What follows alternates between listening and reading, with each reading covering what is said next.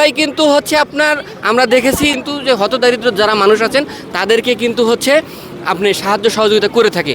Same বিল্লালও কিন্তু এই 300 টাকার বা 250 টাকার বই বিক্রি করছে 1000 টাকায়, সে করতেই পারে, 1 লাখ টাকা বিক্রি করুক, তাতে আমাদের কোনো যায় আসে না।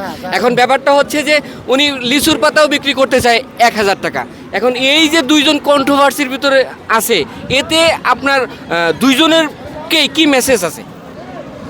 দুইজনে আসলে আমরা অনলাইনে কারো সাথে কারো ভেজাল না করে বিল্লাল এবং কি জুয়েল দুইজনে মিলেমিশে মানুষদেরকে সাহায্য করুক।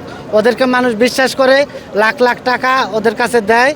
এটা যাই হোক, এটা কিন্তু একটা ভালো কাজ। ভালো কাজ করো তোমরা, কারো সাথে ভেজাল করো না। একজনের বদনাম আরেকজন, কারণ আমাদের মুসলমানের এই বদনাম বলা আর হইলো ভাইয়ের গোস্ত খাওয়া একই সমান কথা। তো ঠিক আছে, উনি কিন্তু অনেক সুন্দর কথা বলেছে এবং অনেক মূল্যবান কথা বলছে।